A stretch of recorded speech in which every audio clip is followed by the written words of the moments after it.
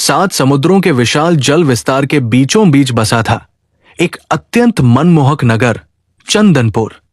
ये नगर इतना दिव्य और अलौकिक था कि उसे देखकर ऐसा प्रतीत होता था मानो साक्षात स्वर्ग धरती पर उतर आया हो।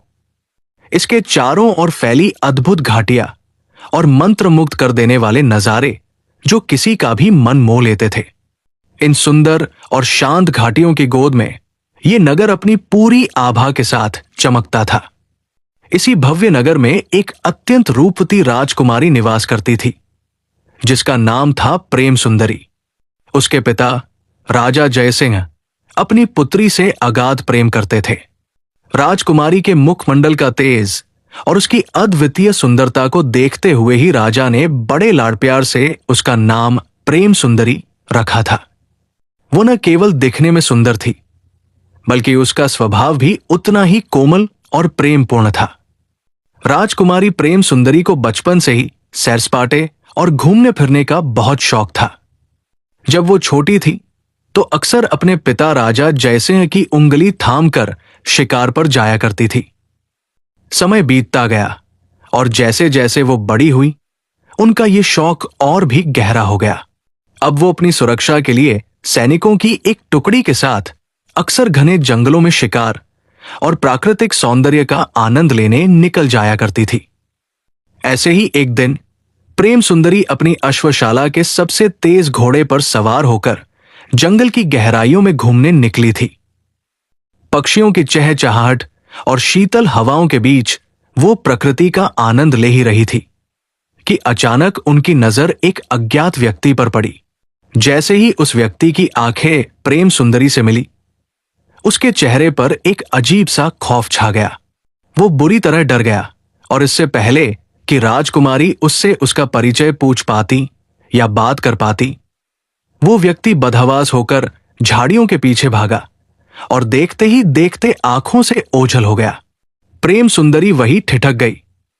उनके मन में ढेरों सवाल उमड़ रहे थे। वो व्यक्ति कौन था? वो उन्हें देखकर इतना डर क्यों गया? राजकुमारी के मन में उस अजनबी की सूरत बस गई थी। वो बार बार उसी के बारे में सोच रही थी, मानो वो कोई अनसुलझी पहेली हो जो उनके शांत जीवन में हलचल मचा गई थी। जंगल की उस विचित्र घटना ने प्रेम सुंदरी के मन पर गहरा असर किया था। उसी रात राजकुमारी ने एक भयानक और विस्मयकारी सपना देखा। यह बेहद हैरान करने वाली बात थी क्योंकि इससे पहले उन्होंने कभी सपने देखे ही नहीं थे। सपने में उन्होंने देखा कि वे उन 7 समुद्रों को पार कर गई है जिनके बीच उनका अपना नगर चंदनपुर बसा था। 7 समंदरों की लहरों को चीरते हुए वे एक अनजान लेकिन बेहद खूबसूरत नगर में पहुंच गई है। वहां का वैभव देख ऐसा लगता था जैसे वो किसी दूसरी ही दुनिया का हिस्सा हो। उस नगर में उनके विवाह की तैयारियां चल रही थी। चारों ओर उत्सव का माहौल था और उनका विवाह एक अत्यंत तेजस्वी और सुंदर युवक के साथ होने वाला था। लेकिन जैसे ही विवाह की रस्म शुरू होने को हुई और वे उस युवक का चेहरा साफ साफ देख पाती, अचानक उनकी आंख खुल गई और सपना टूट गया। अजीब बात तो यह थी कि जंगल में उस डरे हुए आदमी से मिलने के बाद अब यह सपना उन्हें हर रोज आने लगा। हर रात वे उसी अनजान नगर में पहुंचती, उसी सुंदर राजकुमार से उनके विवाह की बात होती, लेकिन हर बार फेरे लेने या विवाह संपन्न होने से ठीक पहले उनकी नींद उचट जाती। वो सुंदर युवक कौन था और 7 समुद्र पार का वह नगर क्या संकेत दे रहा था? यही सोच सोचकर प्रेम सुंदरी व्याकुल रहने लगी। प्रेम सुंदरी की व्याकुलता जब अपनी सीमा पार कर गई तो उन्होंने तय किया कि वे अब और चुप नहीं रहेंगी। उन्होंने अपने पिता राजा जयसिंह के पास जाकर उन्हें जंगल की उस घटना और हर रात आने वाले उस अधूरे सपने की पूरी कहानी सुना दी। राजकुमारी ने बड़े हट के साथ कहा कि वे उन 7 समुद्रों के पार जाकर उस नगर और उस राजकुमार का सच जानना चाहती है। अपनी लाडली बेटी की बातें सुनकर राजा जयसिंह का हृदय किसी अनहोनी की आशंका से कांप उठा। उनके चेहरे पर डर साफ दिखाई देने लगा। उन्होंने प्रेम सुंदरी को समझाते हुए कहा, पुत्री, सात समुद्रों की लहरें बहुत विनाशकारी हैं और अनजान नगरों के मार्ग खतरों से भरे हैं। मैं तुम्हें खोने का जोखिम नहीं ले सकता। उन्होंने साफ शब्दों में राजकुमारी को वहां जाने से मना कर दिया। पिता की मनाही ने प्रेम सुंदरी को और भी दृढ़ निश्चय कर दिया। उनके मन में उस सपने को पूरा करने की ऐसी लगन लगी कि उन्होंने राजसी सुख सुविधाओं को त्यागने का फैसला कर लिया। जब रात गहरा गई और पूरा चंदनपुर नगर गहरी नींद में सो गया, तब राजकुमारी ने चुपके से महल छोड़ दिया। अपने साहस के बल पर अंधेरी रात के सन्नाटे में वे समुद्र के तट पर पहुंची। अपनी दृढ़ इच्छाशक्ति और अटूट साहस के सहारे उन्होंने रात के उस पहर में ही पहले समुद्र को पार कर लिया। पीछे छूट गया उनका घर और पिता का प्यार, और सामने था रहस्यों से भरा एक अनंत सफर। जैसे ही प्रेम सुंदरी ने पहले समुद्र की विशाल लहरों को पार कर उसके दूसरे छोर पर कदम रखा, उनके पैरों तले जमीन खिसक गई। वहां का दृश्य किसी डरावने सपने जैसा था। जहां तक नजर जाती थी, चारों ओर केवल सांप ही सांप रेंग रहे थे। हजारों फन उठाते नागों को देखकर राजकुमारी का साहस जवाब दे गया। इतना भयानक मंजर उन्होंने जीवन में कभी नहीं देखा था। डर के मारे उनका गला सूख गया और वे वही बेसुध होकर गिर पड़ी। राजकुमारी के बेहोश होते ही उन नागों के बीच से एक विशाल और तेजस्वी नाग प्रकट हुआ। देखते ही देखते उस नाग ने अपनी केंचुली छोड़ी और एक मायावी इंसान का रूप धारण कर लिया। उस पुरुष की आंखों में एक अजीब सी चमक थी। उसने अत्यंत सावधानी से मूर्छित राजकुमारी को अपनी बाहों में उठाया और उन्हें लेकर एक गुप्त मार्ग से एक विशाल गुफा के भीतर चला गया। वो गुफा कोई साधारण गुफा नहीं थी। जैसे ही राजकुमारी की आंखें वहां खुली, वे दंग रह गई। वो पूरी की पूरी गुफा शुद्ध सोने की बनी हुई थी। दीवारें, छत और फर्श सब कुछ कंचन की तरह चमक रहे थे, मानो वो स्वर्ण का कोई महल हो जिसे धरती के भीतर छिपा दिया गया हो। सोने की उस चमक ने गुफा के भीतर एक अद्भुत प्रकाश फैला रखा था, लेकिन सोने की चमक से ज्यादा उनकी नजर वहां रेंगते हुए अनगिनत सांपों पर पड़ी। गुफा का कोना कोना विषैले और फुंकारते सांपों से भरा था। ये देखकर राजकुमारी के प्राण सूखने लगे और वे डर के मारे पीछे हटने लगी। तभी इंसानी रूप धारण किए हुए उन सांपों के राजा ने हाथ उठाकर उन्हें शांत रहने का संकेत दिया। उसकी आवाज गुफा में गूंजी, डरो मत राजकुमारी, इस नागलोक में तुम्हें कोई नुकसान नहीं पहुंचाएगा। तुम हमारे अतिथि के समान हो। लेकिन तुम ये बताओ कि चंदनपुर की राजकुमारी इन 7 समुद्रों की दुर्गम सीमाओं को पार कर यहां तक कैसे पहुंची? प्रेम सुंदरी ने रहस्यमयी सपने के बारे में सब कुछ सच सच बता दिया। उन्होंने बताया कि कैसे एक धुंधला सा सपना उन्हें चैन से सोने नहीं दे रहा है। राजकुमारी की व्यथा और उनका दृढ़ निश्चय सुनकर नागराज का हृदय पिघल गया। उन्होंने गंभीरता से कहा, एक राजकुमारी होकर तुमने इतना बड़ा जोखिम उठाया है, यह देखकर मैं चकित हूं। तुम्हारी कहानी और तुम्हारे साहस ने मुझे प्रभावित किया है। मैं तुम्हारी मदद करूंगा। यात्रा शुरू करने से पहले नागराज ने राजकुमारी की सुरक्षा सुनिश्चित करने के लिए अपनी मायावी शक्तियों का आह्वान किया। उन्होंने प्रेम सुंदरी को एक अत्यंत दुर्लभ दिव्य विष, एक विशेष औषधि के रूप में दिया और साथ ही एक चमकती हुई सोने की तलवार भेंट की। नागराज ने गंभीर स्वर में कहा, राजकुमारी, ये उपहार साधारण नहीं है। ये तलवार तुम्हारी रक्षा करेगी और ये विष विषम परिस्थितियों में शत्रुओं को वश में करने या अपनी जान बचाने के काम आएगा। इन्हें संभाल कर रखना, क्योंकि आगे का मार्ग और भी विचित्र होगा। इन जादुई चीजों को पाकर प्रेम सुंदरी का आत्मविश्वास बढ़ गया। वे नागराज से विदा लेकर एक सुंदर और मजबूत नौका पर सवार हुई। अपनी हिम्मत और ईश्वर के आशीर्वाद के सहारे उन्होंने लहरों से लड़ते हुए दूसरा समुद्र भी सफलतापूर्वक पार कर लिया। जैसे ही उनकी नाव दूसरे किनारे पर लगी, वहां का नजारा देखकर वे अपनी आंखों पर विश्वास नहीं कर पाई। वो एक अत्यंत विचित्र स्थान था। वहां के पेड़ पौधे, मकान और यहां तक कि वहां के लोग भी बहुत ही छोटे थे। वे नन्हे इंसानों, बौनों की एक पूरी बस्ती थी। जैसे ही उन छोटे लोगों ने विशाल समुद्र से आती एक सामान्य कद की राजकुमारी को देखा, उनमें हड़कंप मच गया। वे सब डर के मारे चिल्लाने लगे और इधर उधर छिपने लगे। उनके लिए प्रेम सुंदरी किसी विशालकाय पर्वत जैसी दिख रही थी। वे अपनी छोटी छोटी ढाल और तलवारें लेकर दूर से ही राजकुमारी को डरी हुई नजरों से देखने लगे, मानो वे कोई संकट हो। उन छोटे लोगों ने जब राजकुमारी प्रेम सुंदरी को देखा तो उनके मन में भय समा गया। वे आपस में फुसफुसाने लगे कि शायद कोई विशालकाय दानव उनके राज्य में घुस आया है। लेकिन वे बेचारे कर भी क्या सकते थे। राजकुमारी उनके सामने इतनी विशाल थी कि वे चाहकर भी उनका कुछ नहीं बिगाड़ सकते थे। उन बौने सैनिकों ने हिम्मत जुटाई और बड़े सम्मान के साथ राजकुमारी को अपने राजा के पास चलने का निवेदन किया। प्रेम सुंदरी ने भी अपनी सौम्यता दिखाई और उनके साथ उनके छोटे से महल की ओर चल दी। उस रात वे उसी अनूठे प्रदेश में रुकी। पूरे नगर में खबर फैल गई थी कि समुद्र पार से कोई दिव्य सुंदरी आई है। रात भर नगर के हजारों लोग उस विशाल सुंदरी की एक झलक पाने के लिए महल के बाहर इकट्ठे रहे। हर कोई उन्हें आश्चर्य और श्रद्धा की नजरों से देख रहा था। जैसे ही सुबह की पहली किरण फूटी, राजकुमारी ने अपनी यात्रा फिर से शुरू करने का निर्णय लिया।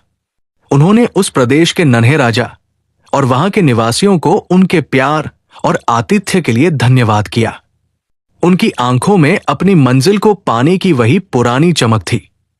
अपनी सुनहरी तलवार और जादुई उपहारों को संभालते हुए प्रेम सुंदरी एक बार फिर साहस के साथ आगे की ओर चल दी। 2 समुद्रों की बाधाओं को पार करने के बाद प्रेम सुंदरी जब तीसरे समुद्र के तट पर पहुंचे तो वहां का दृश्य पिछले दोनों समुद्रों से बिल्कुल भिन्न था। इस समुद्र का पानी गहरे नीलम की तरह चमक रहा था, लेकिन इसकी सबसे बड़ी विशेषता इसकी शांति थी। वहां लहरों का कोई शोर नहीं था, बल्कि हवाओं के साथ एक बहुत ही मधुर और सुरीला संगीत गूंज रहा था। जैसे ही राजकुमारी की नाव पानी के बीचों बीच पहुंची, उन्हें ऐसा महसूस होने लगा कि समुद्र की लहरें उन्हें लोरी सुना रही है। ये एक जादुई सम्मोहन था जो किसी भी राहगीर को गहरी नींद में सुला सकता था ताकि वो अपनी मंजिल भूल जाए। प्रेम सुंदरी को एहसास हुआ कि अगर वे इस सुरीले संगीत के वश में आ गई तो वे कभी जाग नहीं पाएंगी। उन्होंने तुरंत नागराज की दी हुई सोने की तलवार निकाली। तलवार की चमक से वो मायावी संगीत टूटने लगा और राजकुमारी ने अपनी नौका को तेजी से आगे बढ़ाया। इस समुद्र का पानी इतना पारदर्शी और स्थिर था कि वह किसी विशाल दर्पण शीशे जैसा लग रहा था। राजकुमारी को पानी के नीचे बड़े बड़े समुद्री महल और तैरती हुई जलपरियां साफ दिखाई दे रही थी। नागराज ने उन्हें चेतावनी दी थी कि जो समुद्र सबसे शांत दिखता है वो उतना ही गहरा और खतरनाक होता है। जैसे ही प्रेम सुंदरी उस कांच जैसे शांत पानी के बीचों बीच पहुंची, अचानक उनकी नाव के चारों ओर हलचल होने लगी। पानी के भीतर से अत्यंत सुंदर जलपरियां बाहर निकलने लगी। उनके बाल रेशम जैसे लंबे थे और उनकी आवाज में ऐसा जादू था कि कोई भी अपना सुध बुध खो दे। वे जलपरियां राजकुमारी को मीठे स्वर में पुकारने लगी, है सुंदरी, कहाँ जा रही हो? इस गहरे नीले संसार के नीचे देखो, यहां सुख ही सुख है। आओ हमारे साथ इस जलमहल में विश्राम करो। प्रेम सुंदरी की आंखें भारी होने लगी। उस संगीत और जलपरियों के मोहक रूप ने उन्हें लगभग वश में कर लिया था। उनकी नाव रुक गई और वे धीरे धीरे पानी की गहराई की ओर खींचने लगी। लेकिन तभी उनके हाथ में मौजूद सोने की तलवार अचानक तेजी से कंपन करने लगी और उससे एक तीव्र ज्वाला जैसी रोशनी निकली। उस तेज प्रकाश ने जलपरियों की माया को छिन्न भिन्न कर दिया। राजकुमारी को तुरंत नागराज की चेतावनी याद आई। उन्होंने अपनी तलवार ऊंची की और चिल्लाकर कहा, पीछे हट जाओ, मेरा मार्ग रोकने का साहस मत करो। मुझे 7 समुद्रों के पार अपनी नियति तक पहुंचना है। तलवार की दिव्य शक्ति देख जलपरिया डरकर पानी की गहराइयों में विलीन हो गई। समुद्र का वो जादुई सम्मोहन टूट गया और हवाएं फिर से अनुकूल चलने लगी। अपनी हिम्मत और जादुई शस्त्रों के बल पर राजकुमारी ने तीसरे समुद्र की सीमा को भी सफलतापूर्वक पार कर लिया। जैसे ही प्रेम सुंदरी ने तीसरे समुद्र की जादुई शांति को पीछे छोड़ा, उनके सामने चौथा समुद्र आ गया। यहां का दृश्य बिल्कुल अलग था। यहां पानी नीले रंग का नहीं बल्कि गुलाबी था और हवाओं में बादलों के छोटे छोटे महल तैर रहे थे। इसे हवाओं का समुद्र कहा जाता था। जैसे ही राजकुमारी किनारे पर उतरी, उनकी नजर उसी अजनबी आदमी पर पड़ी जो उन्हें जंगल में मिला था। वो किनारे पर खड़ा किसी का इंतजार कर रहा था, लेकिन जैसे ही उसकी नजर प्रेम सुंदरी की चमकती सोन तलवार पर पड़ी, वो फिर से डर गया। इस बार वो आदमी भागा तो सही, लेकिन भागते समय उसके हाथ से एक पुरानी लकड़ी की डिबिया गिर गई। प्रेम सुंदरी ने दौड़कर उसे उठा लिया। जब उन्होंने उसे खोला तो उसमें से एक छोटा सा चमकता हुआ सितारा निकला, जो हवा में तैरते हुए एक खास दिशा की ओर इशारा करने लगा। इस टापू पर लगे पेड़ साधारण नहीं थे। जैसे ही राजकुमारी उस सितारे के पीछे चलने लगी, पेड़ों ने आपस में बातें करना शुरू कर दिया। एक बूढ़े बरगद के पेड़ ने अपनी टहनियां नीचे झुकाई और फुसफुसाते हुए कहा, राजकुमारी संभल कर, वो अजनबी तुम्हें डरा नहीं रहा है, बल्कि वो तुम्हें किसी बड़े खतरे से बचा रहा है। राजकुमारी हैरान रह गई। वो जिसे शत्रु समझ रही थी, क्या वो असल में उनका रक्षक था? उनके मन में अब उस अजनबी के लिए डर कम और जिज्ञासा ज्यादा बढ़ गई। उन्होंने उस तैरते हुए सितारे और नागराज की तलवार पर भरोसा किया और घने बादलों के बीच बने एक अदृश्य पुल पर कदम रख दिया। राजकुमारी ने एक चतुराई भरी योजना बनाई। उन्होंने अपनी सोने की तलवार को एक कपड़े में लपेट कर छिपा लिया, ताकि उसकी चमक से वो अजनबी डरे नहीं। उन्होंने नागराज द्वारा दिए गए दिव्य विष की एक बूंद हवा में छिड़क दी, जिससे एक ऐसी मीठी खुशबू फैली कि जो भी उसे सूंघता उसका मन शांत होकर एक जगह ठहर जाता। जैसे ही वो अजनबी उस महल के द्वार पर पहुंचा, उस खुशबू के प्रभाव से उसके कदम डगमगाए और वो वहीं रुक गया। प्रेम सुंदरी ने फुर्ती से आगे बढ़कर उसका रास्ता रोक लिया। जब राजकुमारी ने पास जाकर देखा तो वो आदमी कोई साधारण इंसान नहीं था। उसके कानों के पीछे छोटे छोटे पंख थे। वो हवाओं के शहर का एक दूत था। वो डरते हुए कांपने लगा और बोला, राजकुमारी, मुझे क्षमा करें। मैं आपको डरा नहीं रहा था, बल्कि मैं उस काले जादूगर से आपकी रक्षा कर रहा था, जिसने आपके सपनों को कैद कर रखा है। उस दूत ने बताया कि 7वें समुद्र के पार जो नगर है, उसे एक दुष्ट जादूगर ने पत्थर का बना दिया है। वो सुंदर राजकुमार जो राजकुमारी के सपने में आता है, असल में उस जादूगर का कैदी है। वो अजनबी दूत तो बस राजकुमारी के साहस की परीक्षा ले रहा था कि क्या वे यहां तक पहुंच भी पाएंगी। अजनबी ने अपनी उंगली से गुलाबी समुद्र की ओर इशारा किया, जहां अचानक पानी के बीच से एक विशाल शंख ऊपर आया। उसने कहा, यह शंख ही आपकी अगली सवारी है। 5वें समुद्र में पानी नहीं, बल्कि आग की लहरें हैं, और केवल यह जादुई शंख ही आपको उस ताप से बचा सकता है। राजकुमारी ने उस अजनबी पर भरोसा किया और उस विशाल शंख के भीतर बैठ गई। जैसे ही शंख बंद हुआ, वो बिजली की गति से 5वें समुद्र की ओर चल पड़ा। जैसे ही वो विशाल जादुई शंख 5वें समुद्र की सीमा में प्रविष्ट हुआ, बाहर का नजारा पूरी तरह बदल गया। यहां पानी की जगह खौलता हुआ लावा बह रहा था और लहरें आग की लपटों की तरह आकाश को छू रही थी।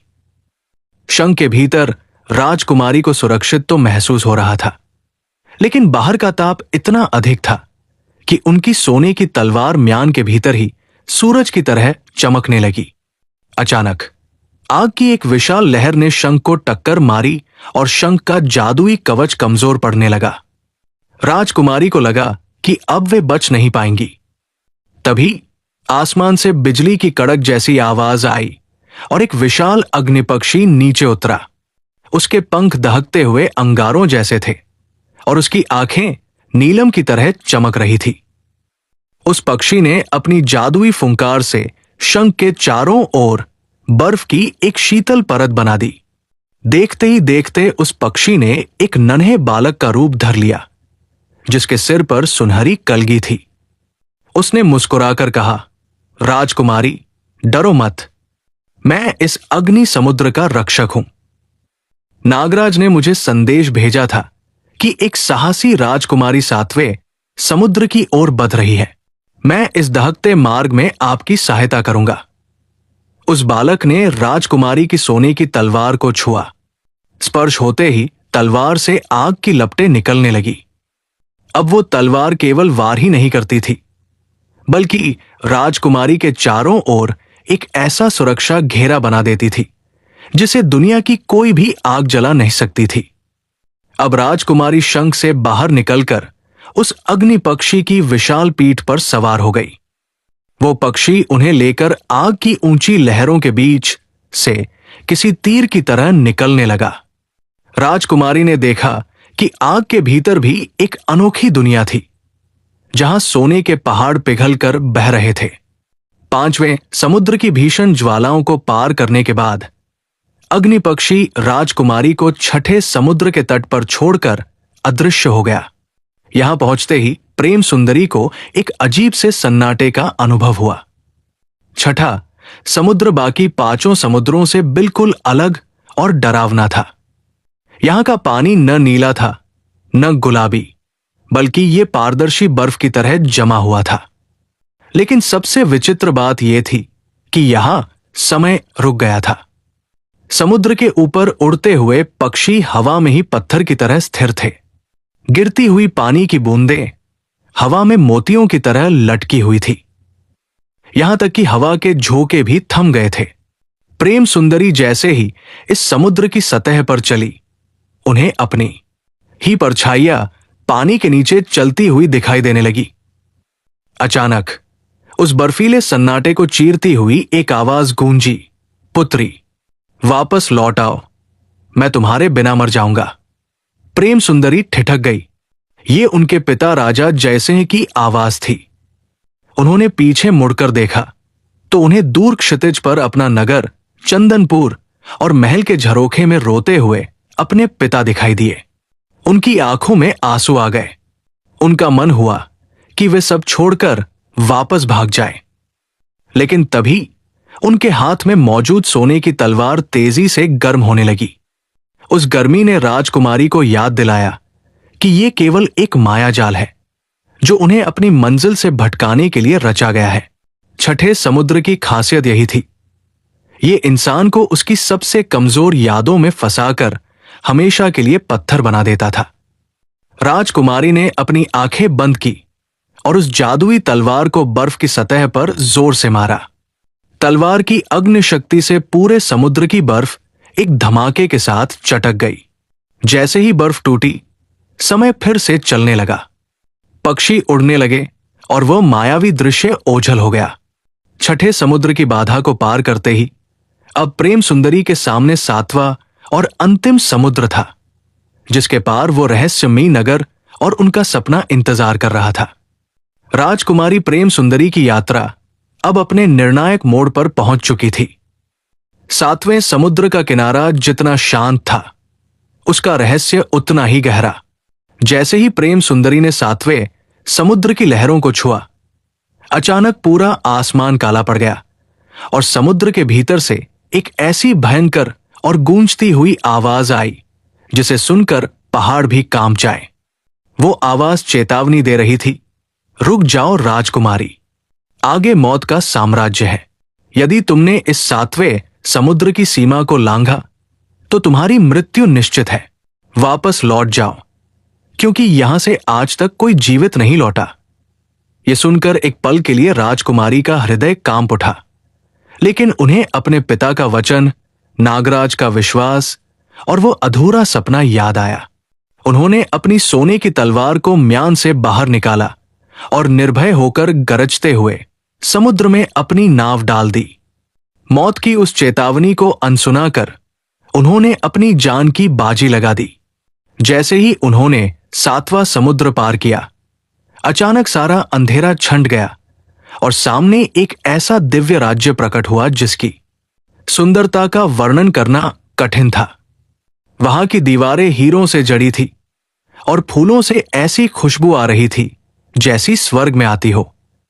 जैसे ही प्रेम सुंदरी ने उस राज्य की सीमा में कदम रखा, वहां के सैनिक, दरबारी और आम नागरिक उन्हें देखकर जड़वत रह गए।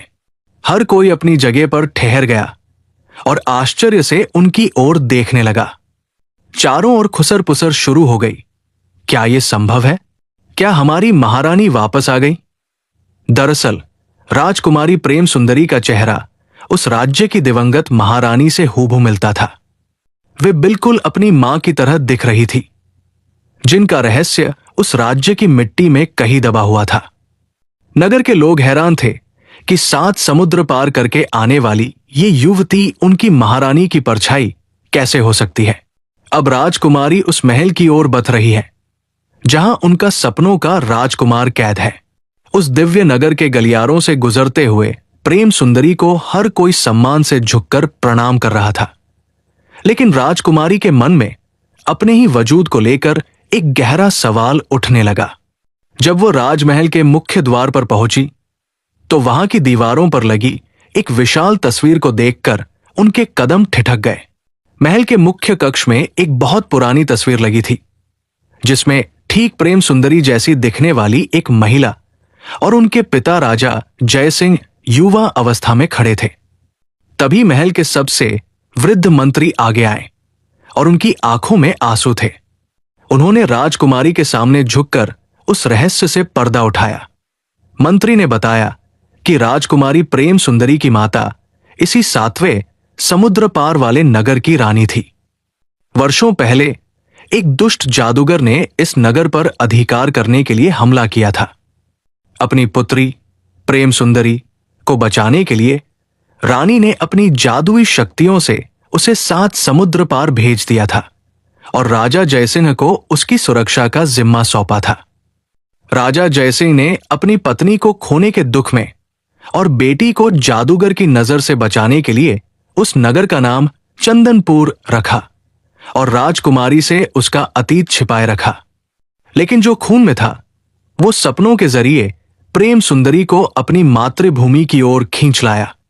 जिस राजकुमार को प्रेम सुंदरी अपने सपने में देखती थी वो कोई और नहीं बल्कि उनके मामा का पुत्र, उनका ममेरा भाई था, जिसे जादूगर ने कैद कर रखा था ताकि वह इस राज्य का असली उत्तराधिकारी न बन सके। राजकुमारी को समझ आया कि क्यों नागराज ने उन्हें दिव्य विष और सोन तलवार दी थी। वो तलवार वास्तव में उनके नाना के वंश की थी, जो केवल उनके स्पर्श से ही पूरी तरह जागृत हो सकती थी। सच्चाई जानकर प्रेम सुंदरी की आंखों में दुख के साथ साथ क्रोध की ज्वाला भड़क उठी। उन्हें समझ आ गया कि वो अजनबी दूत और अग्नि पक्षी सब उनकी मां की ही रक्षक शक्तियां थी, जो उन्हें घर वापस ला रही थी। अब राजकुमारी ने अपनी सोने की तलवार ऊंची की। तलवार से एक दिव्य गर्जना हुई जिसने पूरे महल को हिला दिया। यह संकेत था कि इस राज्य की असली उत्तराधिकारी वापस आ गई है और अब उस दुष्ट जादूगर के अंत का समय आ गया है। राजकुमारी प्रेम सुंदरी के वापस आने की खबर और उनकी तलवार की गर्जना ने दुष्ट जादूगर के सिंहासन को हिला दिया। वो अपनी काली शक्तियों के साथ महल के आंगन में प्रकट हुआ। जादूगर के चेहरे पर एक कुटिल मुस्कान थी। उसने अपनी जादुई छड़ी हवा में घुमाई और चारों ओर काली राख का बवंडर उठा दिया। वो चीख कर बोला, जिस मां ने तुम्हें यहां से दूर भेजा था वो तुम्हें नहीं बचा सकी, तो तुम क्या मेरा मुकाबला करोगी?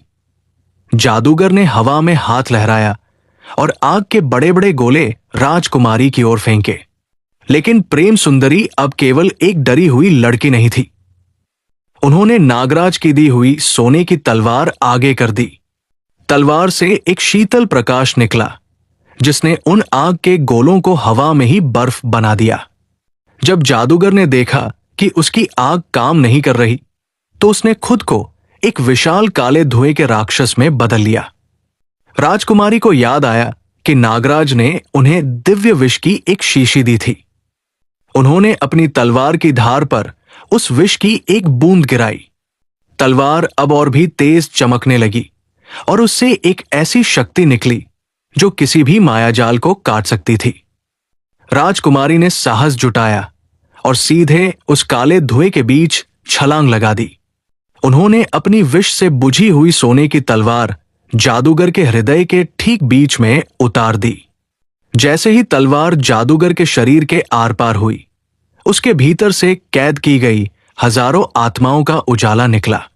जादूगर का शरीर रेत की तरह बिखर गया और उसका काला जादू हमेशा के लिए खत्म हो गया। जादूगर के मरते ही पूरे राज्य पर छाया अंधेरा गायब हो गया।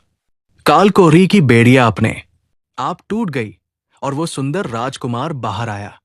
जैसे ही उसने राजकुमारी को देखा, उसे अपना सपना सच होता महसूस हुआ। पूरे नगर में खुशियां मनाई जाने लगी। राजा जयसिंह को भी संदेश भेजा गया और वे भी साथ समुद्र पार कर अपनी पुत्री के असली राज्य में पहुंचे। प्रेम सुंदरी का उस राजकुमार के साथ बड़ी धूमधाम से विवाह हुआ जिसे वो सपनों में देखती थी। चंदनपुर और इस नए राज्य के बीच एक जादुई पुल बन गया जिससे दोनों राज्यों के लोग हमेशा के लिए एक हो गए। राजकुमारी प्रेम सुंदरी, जिसने अपने डर को जीता और 7 समुद्रों की बाधाओं को पार किया, अब एक न्यायप्रिय महारानी के रूप में जानी जाने लगी।